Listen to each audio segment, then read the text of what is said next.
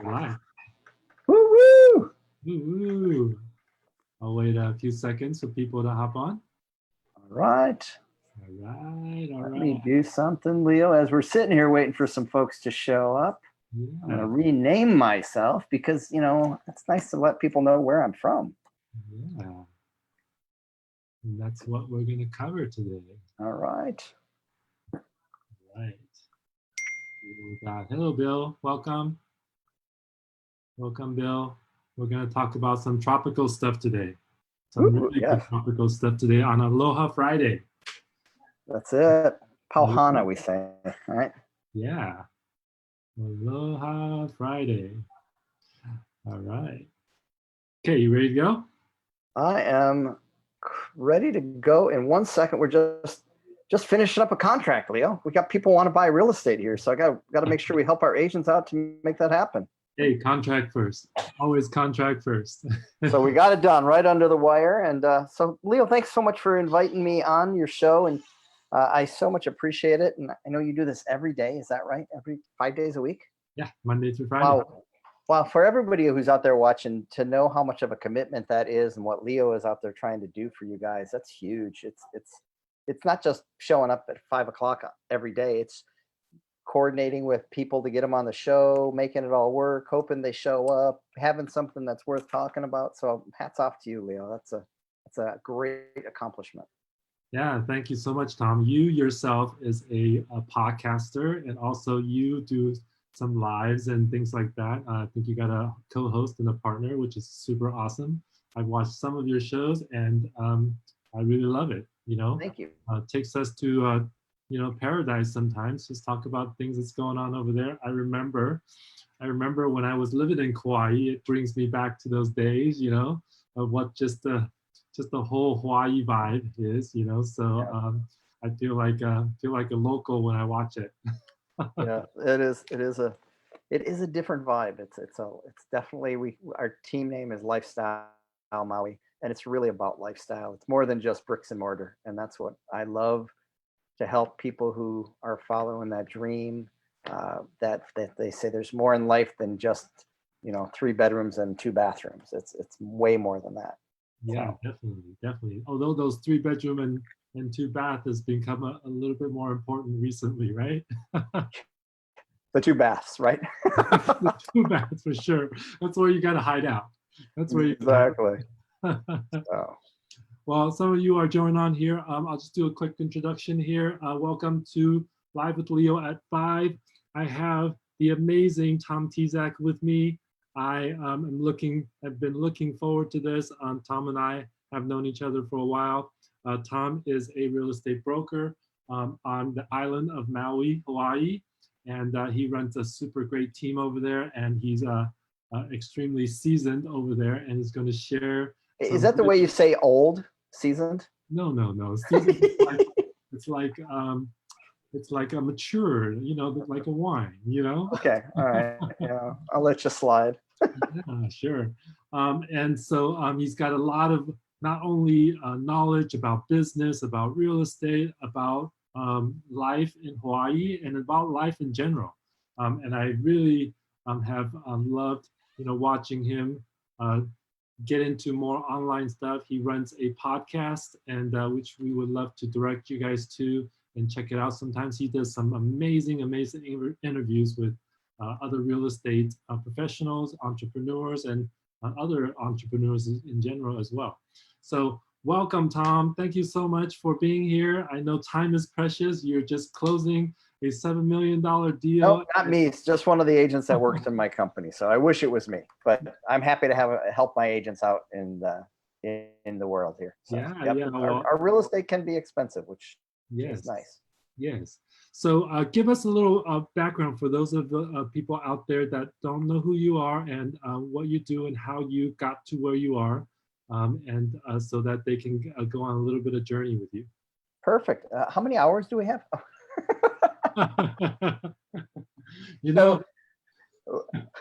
So I'll give you the short version. I was born and raised in the Midwest in Joliet, Illinois. And when I was 40 years old, I decided, my wife and I made a plan to move to Maui when we were 38 years old, actually.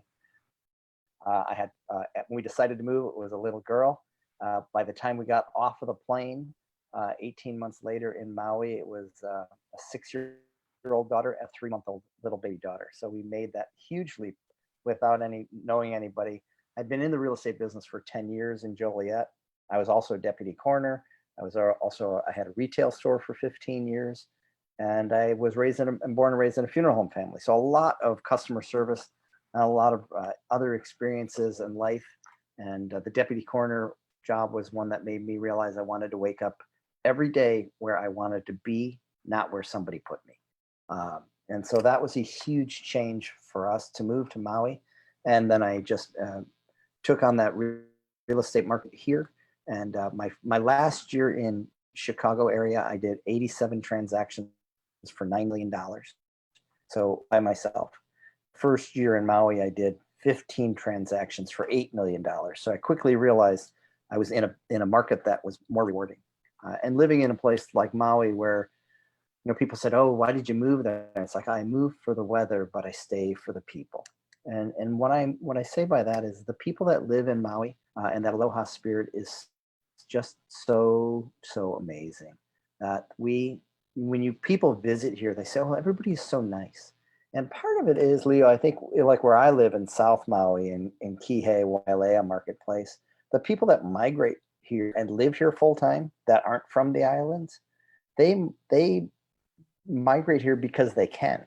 And so many people I know, when I talked to them when I was moving here, they said, "Oh, I could never do that." And it really speaks to that glass and what's half full and what's half empty, and all the people who can do and all the people who can't don't. And so there's not very many people on Maui who can't. There's a lot of people who, there's not a lot, the people on Maui are the people who can. And so we've encircled ourselves with positive mental attitude. And that's been the most beautiful part about living here, of anything else that I can explain. The weather is great. The beaches are great. But the people that I meet on the street are what really make it amazing. That's a really, really great pitch, Tom. That's a really great pitch. Well, thank you. But when you have the truth to work with, it's really easy. Absolutely, absolutely. Now, when you were moving, what year was this when you were moving out? Started the process in 1998 and got here in 2000. Okay, so just about 20, 21 years ago, ish, something like 20 that. years ago, yeah. Yeah. And so at that time, aside from visiting, what did you know about Maui? And did you kind of get things set up? Did you like check things out, check out business, or did you kind of just go? No, I'm a little bit of a planner in that regards. We came here, my wife and I came on our honeymoon, and then we came back 5 years later. And then on the 8th year, we were making our 3rd set of reservations to come to Maui in 1 year. And it was at that point when we said, wow, we should just move there. And so that 3rd trip that year it went from a vacation to a fact-finding mission. We came here with the intent that we were going to look at moving here. And so I researched the real estate market. I researched, where we wanted to live. I looked at we had been traveling to the different islands, Kauai and Maui and the Big Island. Oahu was never of interest to us because we already lived right outside of Chicago and we didn't want that hustle and bustle of a big city. Not that, I love Oahu, but it wasn't what we felt was right. And so we came here on a fact-finding mission and we started looking and staying in different parts of the island for 2 weeks. And we decided we wanted to be in South Maui. That was the place that had called us and felt right. And so then when we got home, we started working on how do we get there. And it's a long process. I owned a retail store. I had a real estate business. And so there was a lot of parts of the process, but we were super focused on making that happen. And then that was in November, and my wife and I were still nervous and hesitant. And she kept saying, "Tom, we need a sign. We need a sign." And it's like, I get that. Really needed the right path. And then it was in May of the next year that a dear friend of mine at 49 years old, picture of health, running on the beach in Hilton Head, passed away, had a heart attack and died. I called my wife and I said, "Honey, you wanted a sign. We got a frickin' billboard." I'm ready to go. And that was sort of that catalyst. It's like, we're going to do this. We're going to do this, we think. And that at that moment, it was poof, I was all in and have never looked back. So. And so it sounded like that once you guys did it, I mean, yeah, I appreciate that part of you where you guys really waited for the signs and things like that, because I'm a big believer of that too, because you know, nature and the world will guide you, will always guide Right. you, and your internal self know what's right, and that the combination of the external and internal, when they line up, you know, you got to go do it. And so once you moved there and had checked out as much as you guys had checked out with things and like that, and like you said earlier, and correct me if I'm wrong, you did first and second year you were making a lot of money selling real estate, right? And so Yeah. you kind of hit the ground running, and you guys were, you know, on your way. And I can imagine with that kind of volume and everything that you guys were extremely happy. I mean, you're making good business, you're bringing income, you're starting to think about what to plan in for the long term, how to grow your business and all that kind of stuff, right? Yeah, absolutely. So it was a lot of fun, you know, and I think one of the things you asked too is moving here. I looked at, my fear was, oh my God, the realtors on Maui must be amazing because they sell real estate on Maui. And when I did that exploratory mission, it was like, oh my gosh, these are the same box of knuckleheads I work with, except they just happen to live in Maui. And you know, Leo, you're an amazing realtor. You do an amazing job for your clients, but we all know that in this business, there's not a big barrier to entry. And you know, trying to help our clients understand that we do above and beyond. We are, you know, we make a lot of money, but we have a lot of responsibility, and we take that pride. We pride ourselves in doing a great job, is what's so important. And so you being on the show is huge to me, that you're committed to doing what can you do for your clients to bring them value. So Yeah, and that's a great point, and I think about it too. A lot of us who are, you know, in this tighter knit circle that really pound and grind, like, you know, trying to get better every single day at how we can give more to our clients, and we're talking about huge, you know, amount of assets and money being exchanged, and it's a big decisions, and so we're always trying to, and every transaction, every client is different. oh, they're all the same. Yeah, I agree. Every one of You them. know, You never know what's going to we happen. don't have any rubber stamps over here, you know, and so so we have to be service oriented, and we have to be super knowledgeable to to be able to turn on a dime depending on their situation, and sometimes they change, you know, from week to week regarding their family or things like that, and we got to be available to give options. And you know, we're one of the few professions where we are like in people's personal lives in order to make that happen, as far as getting them into the real estate that they need, whether it's buying or selling or investing. It's all very important to people. I mean, it can be a difference, you know, between, you know, making having a home that they absolutely love and dream about, or making an investment property where it's gonna pay them, you know, for years and years and maybe decades to come. You Right. know? So so all that's so really important. And what I love about you and what our connection here is that, you know, we are people first. We're Yep. always people first, and then we can work around all the things that needs to happen in order to get the results that we need. Well, and I think, you know, speaking to that, I just want to go on a little tangent if I can. You know, what I don't realize, what I don't think a lot of our clients or customers or friends that aren't in the real estate business don't really understand. They think, oh, you make a lot of money. It's like, yeah, but keep in mind, I do a lot of work that you don't know about first. But who else do you know that gets paid only if and when they spend anywhere from 40 to 1,000 hours working, and then assuming everything happens the way it's supposed to and the property closes, then you get paid. And if it doesn't, you've just spent all of those hours and you don't get paid. So I think that that's something that people sometimes don't often think about. We don't get, you know, so, and if you're not working with a pro, a successful agent who's got enough business in the pipeline, and they're relying on that one transaction, that's scary because they will do things that they maybe shouldn't do to try to get to the finish line. So working with somebody like Leo, who's got a business, a broad spectrum business that not relying on one transaction is so important. So, those are things that I've never had the opportunity to say that. And I don't want to throw other agents under the bus because there are some, Leo, you're a great agent. There are some other great agents in your marketplace. What I'm saying is make sure that you find a great agent before you step into that. Yeah, I think those are two really great points. And one is, to just kind of sum it up and agree with exactly what you're saying is that I tell my clients just right off the bat, and even people that are prospects and they're looking to buy and they're meeting them for the first or second time and they're asking me questions and, they're committed to the buying, but they don't know how to get there. And they would be asking me, hey, what about you? How do you get paid and all that kind of stuff? Because there's a lot of confusion around it. And I just say, hey, look, it's very simple. I don't get paid until you get what you want. Yep.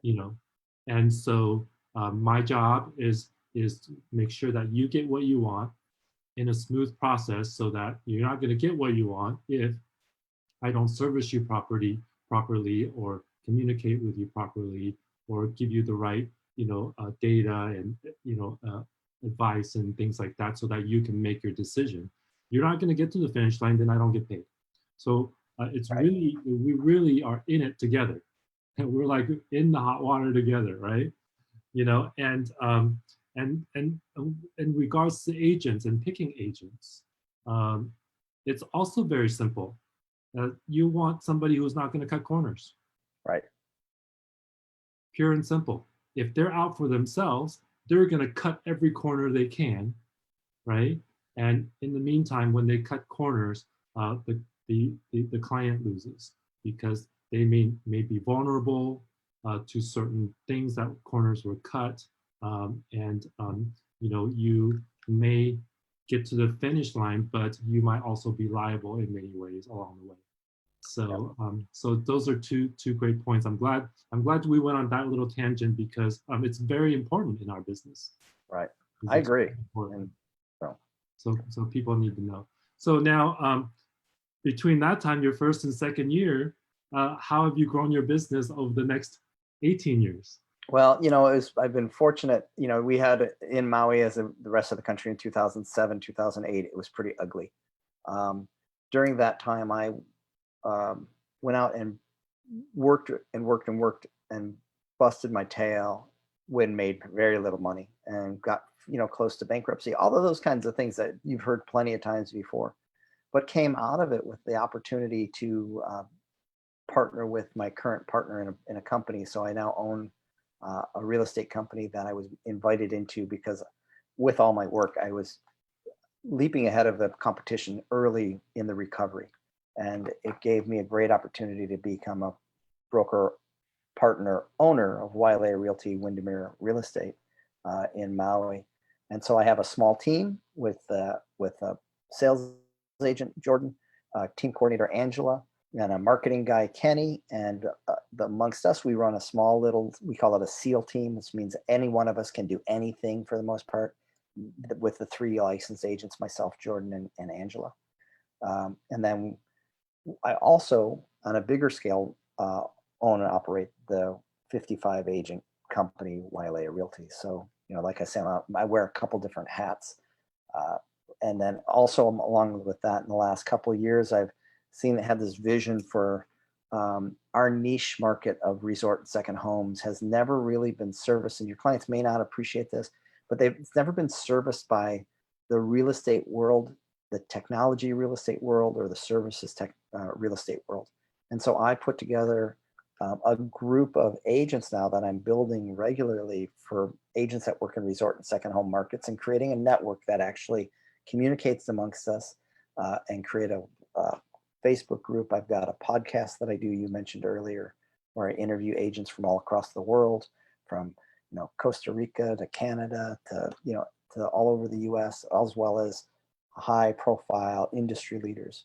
And so I bring that to the audience. And what's been amazing is that I've now created this network of agents that I can, if Leo, if you said, hey, Tom, I need an agent in this resort community. You want somebody in Vail? I got 5 agents. You need somebody in Crested Butte? I've got an agent. You need somebody in Vancouver? I got an agent. You need somebody. I mean, and these are not just, oh, let me look in my database. These are people that I have regular conversations with that I know. And so becoming that resource has been so much fun. And, you know, I just want to be able to go places and talk to people and travel and, you know, maybe get paid to do it. That's my next goal. Well, I think you're getting there. I think you're getting there for sure. I wanted to ask you this because you brought it up a little bit. I think the audience would be interested to hear. So you mentioned about the tough times during the crash 2007, 2008, and you got on board early in the recovery, which has Yes. brought on a lot of success. So what would you advise people now, you know, in our current situation? We're just, you know, I think we turned the corner a little bit, but you know, it's not steady yet. What would you say to anybody who's had thoughts about thinking about buying a home, had thoughts about starting a business, had thoughts? So you've gone through that phase before. What could you share with them that could help them?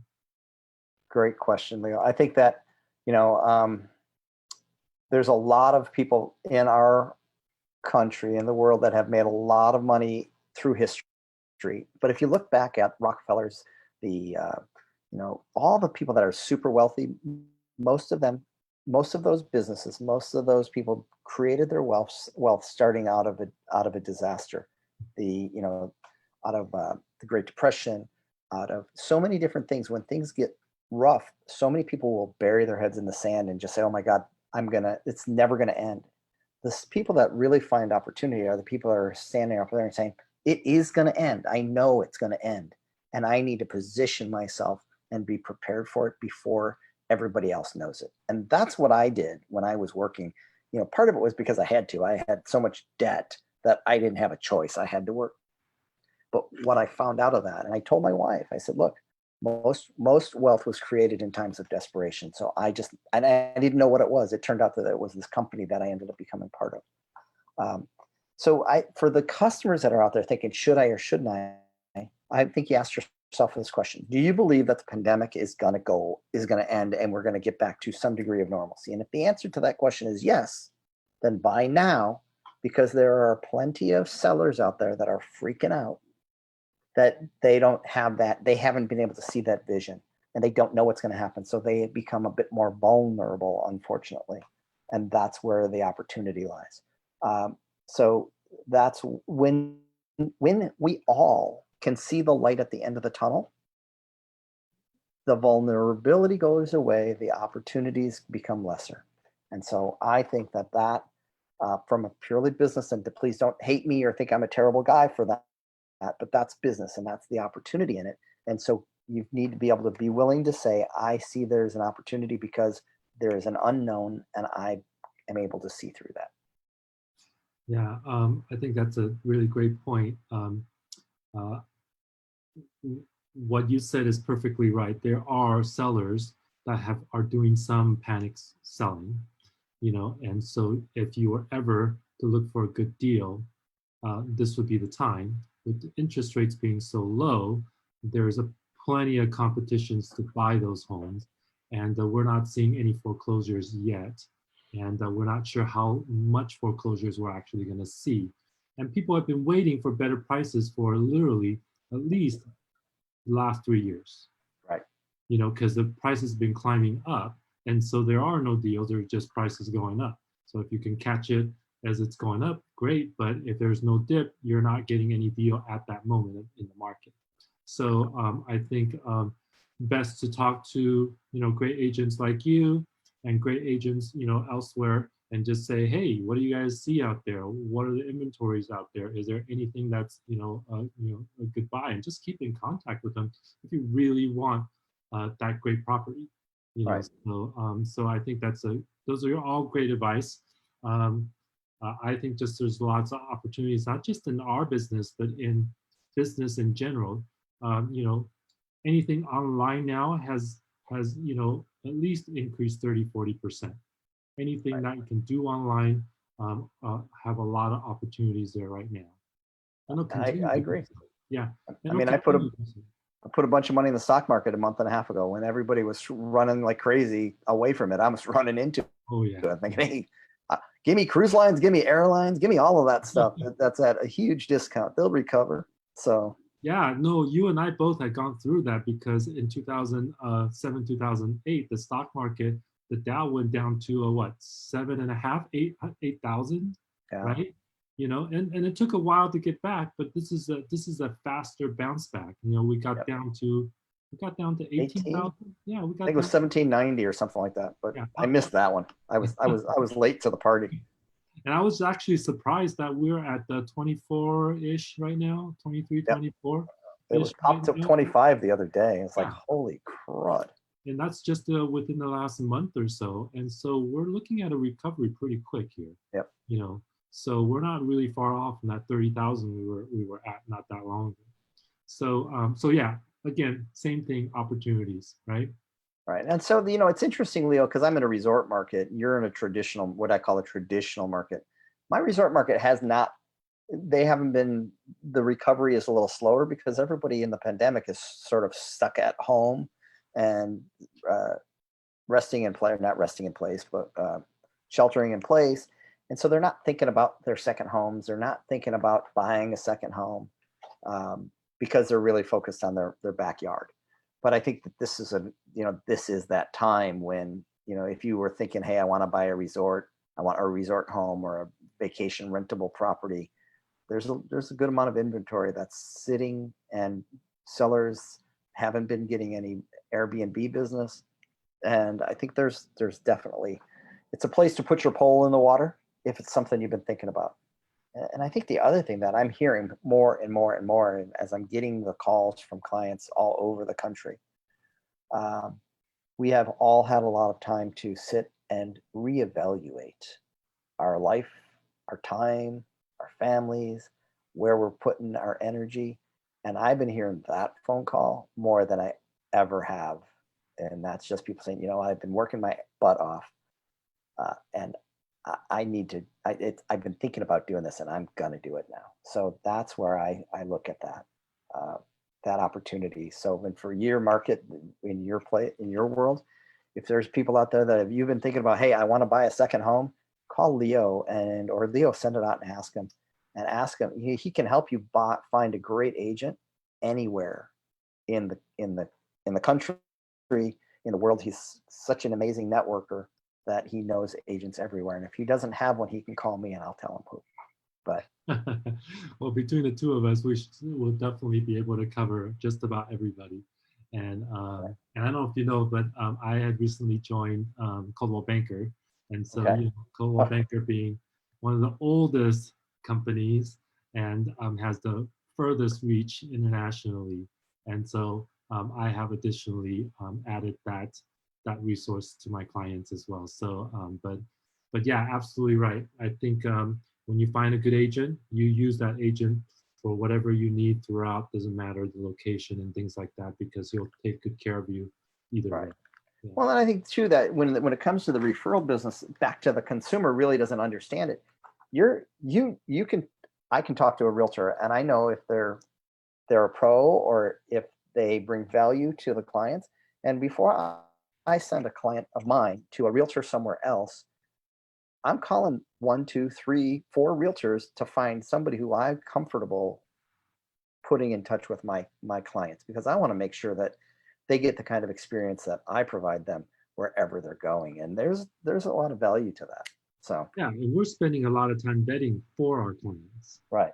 You know, there may be 3 different other agents or other vendors that might be good for our clients, but there's 1 out of the 3 that could be the best. Yep. And that's what we're looking for. We're going to talk through and say, hey, this is what I expect from you for my client. This is what my client likes and needs and things like that. And we can line it up. And that just makes all the difference, as opposed to going in blind and like just picking from, I don't know, Yelp and stuff like that, so you just never know. Well, and then that's it too. The Zillow, the Yelps. I mean, I get business from them, but that's a blind call. I mean, people just pay to be on there. They don't have to be great. They just have to pay.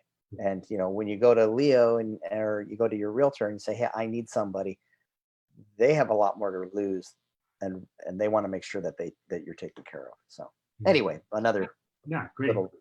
I want to talk a little bit about your market. Okay. So there's lots of people here who love Hawaii because we are the closest to Hawaii, than the rest Yep. of the country. It's a 5-hour direct flight, and there's so many people that love Hawaii and go multiple times. And I know that during this time, they're definitely reevaluating having a second home somewhere that their family can go to for retreats regularly. If they could be an investment property the rest of the time, that could also be an option. So kind of give us a rundown, like somebody who's never bought a secondary home like that, what they should look for, what kind of market you got over there, what type of inventory you have over there. So great question. So there's so many choices. We have resort properties that you can do vacation rentals on, or Airbnb, VRBO, that kind of product. And in Maui, and so to be clear, the other Hawaiian islands have different rules. So we're just going to talk about Maui. If you want information about the other islands, let Leo know. We can get you that information. But for Maui, there are select condominiums that allow vacation rental and others that don't. So I call those vacation rental condos or residential condos. And so not all condos that you find allow vacation rental. So that's the first important thing. And then there are homes, for the most part, in the Maui marketplace. Very, very difficult to buy a home and do a short-term rental on it. We call a short-term rental 6 months or less. And a long-term or residential rental is 6 months or more. So if somebody wants to come here, buy a property and rent it out when they're not here short-term, they need to most likely buy a condo that's in one of the right buildings. There's 8,000, there's 10,000 units available in South Maui and West Maui. So they're speaking of the different parts of the island. South Maui, which is Kihei, Wailea, Makena, which is one of the prime resort districts. And then the other resort district, which we loosely call West Maui, would be Lahaina, Ka'anapali, Kapalua, Kahana, and that area. So you would either look in one side or the other typically, and they offer different things. It's a preference. I prefer South Maui. That being said, that's the vacation rental aspect. And a vacation rental condo will go from about $300,000, $350,000 to right now there's one on the market for $17.5 million. So, it's a big broad spectrum. In the way of homes, or if somebody says, well, I don't want somebody sleeping in my bed, I just want to buy a second home, we have plenty of choices for that. We have condos where somebody can lock and leave. They can have a home, and those condos are going to start for a resort style condo around $500,000 or $600,000. For a residential workforce housing, about $300,000. And they'll go up to, again, $20 million in that price point. And you can buy a resort or vacation rental condo and not rent it. You don't have to, so that's not a problem. And then we have homes, and homes in our market are going from about $500,000 to, well, 50 million. So, and again, a lot of people will buy a second home and they'll just leave it sit when they're not here, let their friends use it. You can do that. You can let your company employees use it typically, but you cannot rent them. So, and everything here is everything revolves around the view.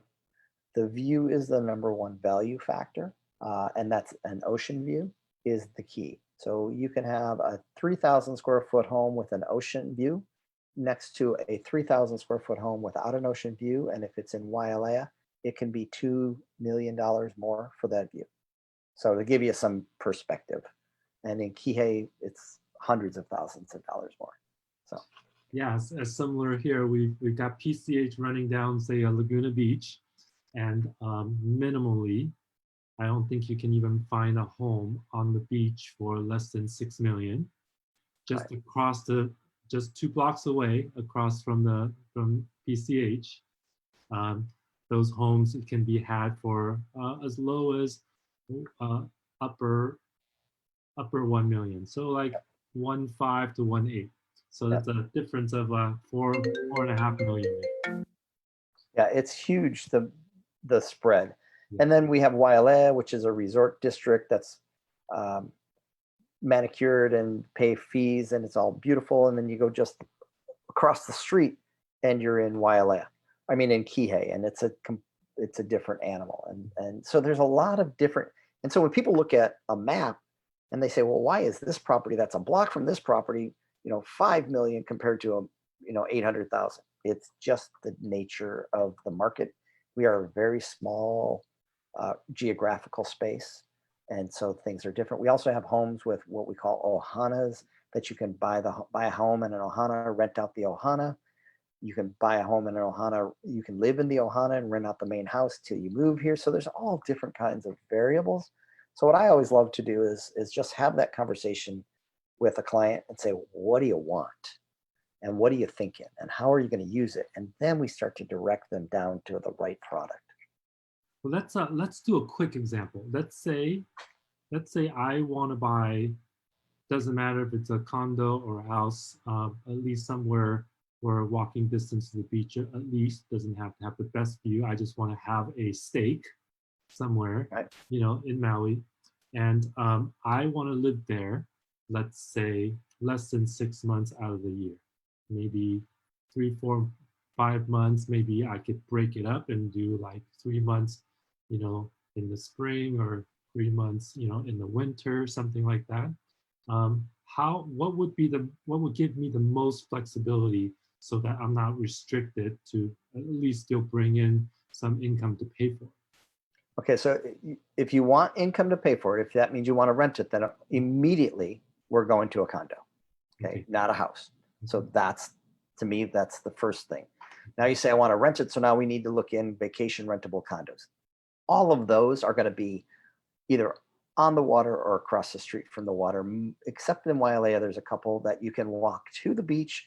It's just uphill, so the walk back, depending on how much wine you've had, can be a challenge. And how much stuff you're towing with you. But the beaches all have parking lots, so I don't, walking to the beach is not as big of a deal when you live here as when you're dreaming about living here. So it's the other amenities. It's really comes down to the view. So I would say that, how much money are you going to have to spend? $500,000, $600,000 to be across the street from the beach in a nice condo that won't have a view.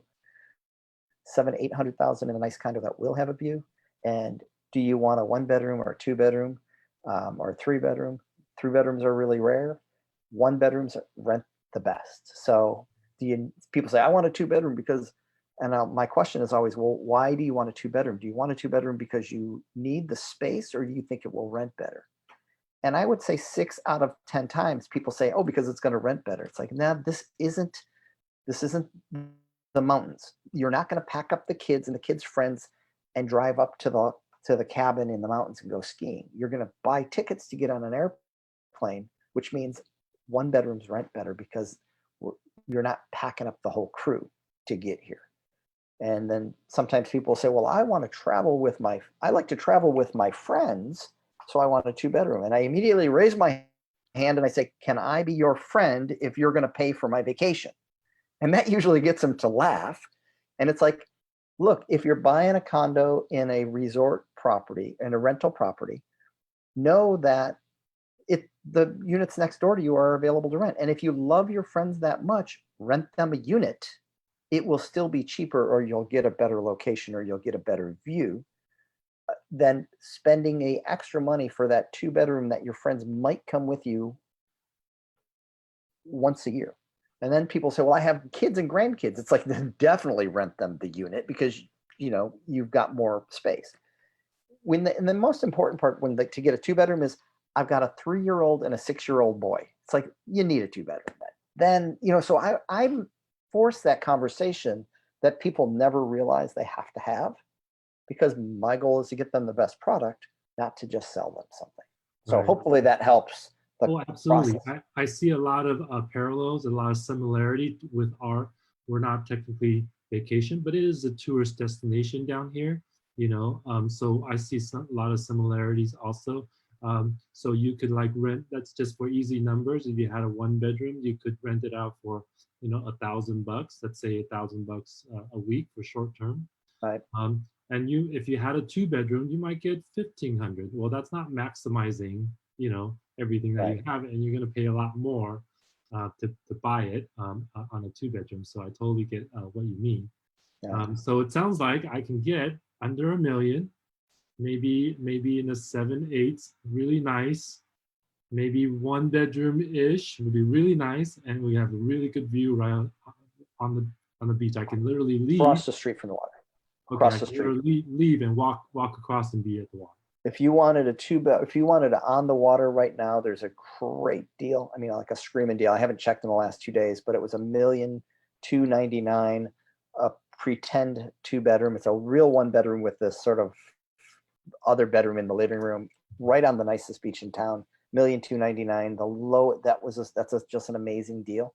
The least expensive one to sell in the last 18 months was $1,425,000. So that's the kind of deal I'm talking about. It's a great opportunity. So So it'll rent very well as well, huh? it'll rent very well as well. So All right, I'm writing my check. I love it. Just send it over. I'll pick one for you, Leo. You won't be disappointed because speaking of that though, it's amazing how many times I will help buyers buy and they've never seen the property. It happens more than you can imagine. They'll see it on Zoom or on video and we sign them up. Yeah, no, I think just a little bit of background. You and I talked a little bit before. I lived on Kauai for a little over 2 years and lived in the North Shore. Really loved it. Really felt at home. And it's the same like what you said. It's about the people, but then the nature on the island. It's just so incredible. Yeah. That you can't help but just feel good every single day. And so I always had a dream that I was gonna buy. I had a house here, so I came back. That if I could live there, um, four-ish, 5 months out of the year, between California and there, I'd be in heaven. I'd be like perfect.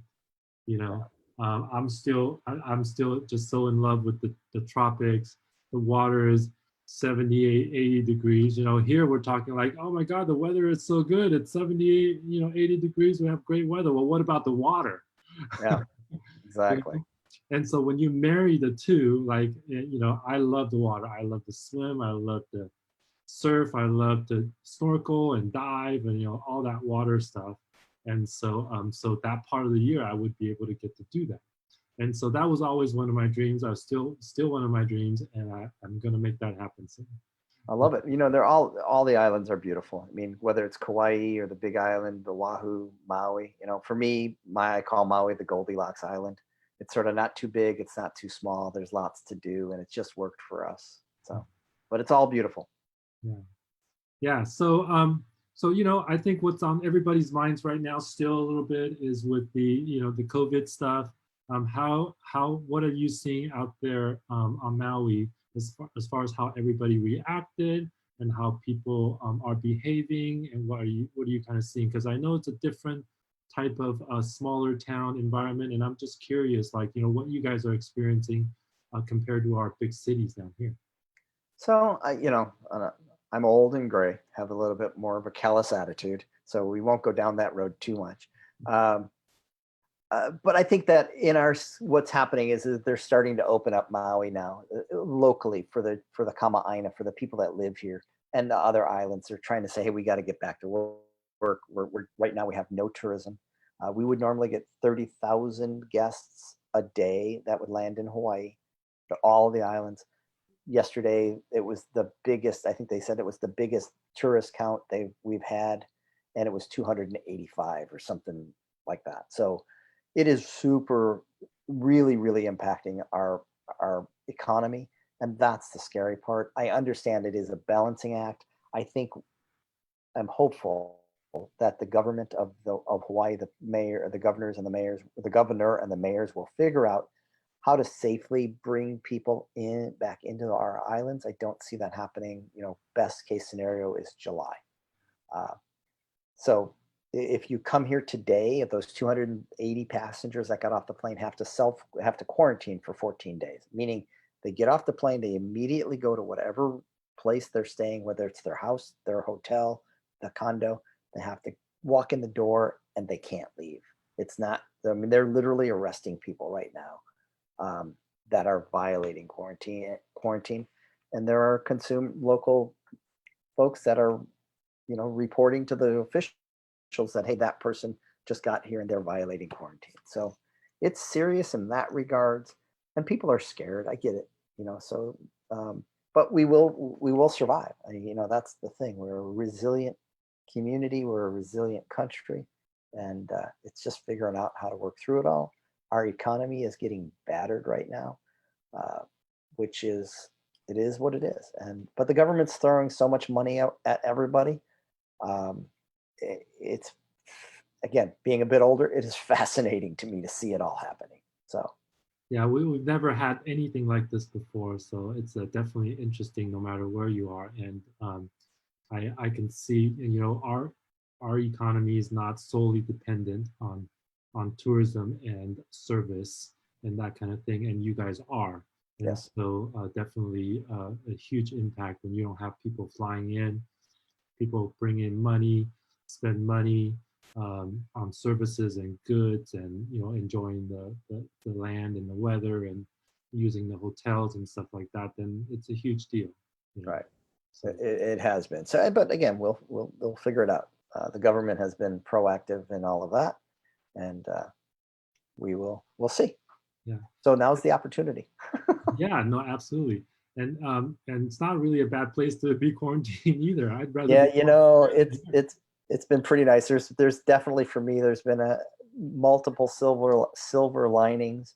My 19-year-old daughter, who turned 20 a couple days ago, has been home with me, and we've been working on school projects, which is like I'm helping her do it. We got 100 on her college project that I helped her with. So it's like cool, and it's been so much fun in that. So I'm trying to cherish all of those opportunities, the opportunities to get caught up on things that were always, I'll do that later. So it's all good. And I'm curious because our beach is shut down here in California. How are you guys dealing with the uh, beach goers and things like that? They closed them down to sunbathing for a while, and they allowed exercise, and then they closed them down to exercise for, like, I don't know, 2 or 3 days. And everybody in Maui, they started a petition that had like 10,000 signatures in 4 hours. And the mayor said, I'm not gonna enforce the governor's rule. People on Maui, if you want to go to the beach and exercise, you can. You just can't sit or stand or stay sedentary. And then about a week ago, they opened the beaches up for sunbathing. For just have to keep social distancing. So Tuesday was my daughter's birthday, so we went out to the beach and hung out, and it was pretty neat. There was not very many people there. So Yeah, it's so strange. Everybody I talk to now, they're all reaching out to me, say, "Hey, is this open? Is that open? Can I go to this beach?" Because we have state beaches and city beaches, and they're treated differently. right, And then we have a lot of hiking trails here, and everybody looks to me because I um, I organize hikes, for my group of friends and networks and stuff like that. And they're asking me like which ones are open, which ones are closed, and I've learned a lot about which ones are and aren't. But there's a lot of restrictions which I don't fully understand because I get it. You don't want people rushing in the beaches like normal and like be near each other and everything. But if you're out surfing, well, you're not really transmitting anything. Sunbathing, I get it if you're clustered together, among strangers or something like that. But you guys have such big, sprawling, big beaches.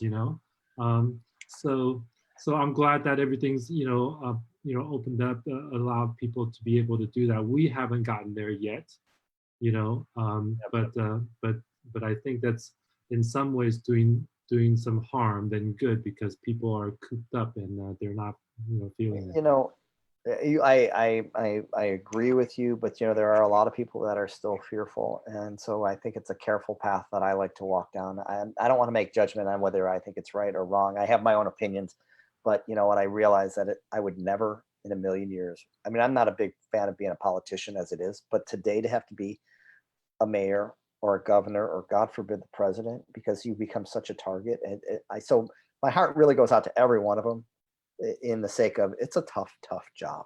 And, you know, 2 months ago now, one of the things I would tell my company and my agents is everybody, please, my wife taught me something, and it's grace like rain. We are all going to say and do things that we will look back on and think, oh, I wish I wouldn't have done or said that. And my whole hope is that for me, I just want to give all of those people out there that I thought, you idiot, is just give them grace like rain, because there's no rule book. And so we just need to be compassionate, fair, reasonable, and understand that, you know, people are scared and they do and say things when they don't know what to do or say. So Yeah, absolutely. sorry about the soapbox there, but No, I think just by that you should be running for mayor right now. nope. Because it sounded pretty good to me. I will Thanks. vote for you. Yeah, no, I have other things in mind to do. Well, Tom, I appreciate your time. I appreciate you and your friendship and your connection with us down here. As per tradition for the show, I asked a couple of questions. And so number one, which we probably cover a lot, but I wanted the official word from you. What do you love about living in Maui? You know, I love the people. I love the people that I surround myself with. My family is important. I mean, it's the most important, but outside of that, I love the people that are here. Great. It's a magical place. Yeah. Well, it certainly is. I look forward to, going there again for sure. I love the Kaanapali area of Maui myself. And I'll tell you why it's not as nice as the South Side. But anyway, that's another show. Yeah, no, you're gonna have to show me next time I go. But I do have a hike, so if when you come out here, let me know, and we'll hike to the windmills. That's my favorite hike. Oh, love it. I'm getting excited already. I'm gonna buy that condo too. Perfect. And so, Tom, you have a quote for us, for everybody out there. Would you share with us? I sure do, and it's from my days of being a deputy coroner, and that is, life is precious. Make it count. Make it count. Well, thank you, Tom, for being here and making it count for all of us, and for ourselves as well. Thank you for being here.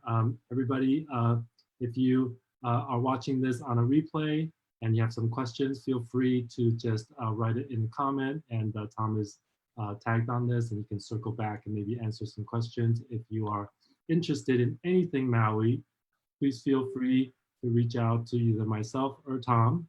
And I hope you all have a great and an amazing Memorial Day weekend, and be safe out there and be safe inside as well. And I will see you all on Monday. Have a good one. Thanks. Aloha. Aloha. Aloha. Thank you. Take care.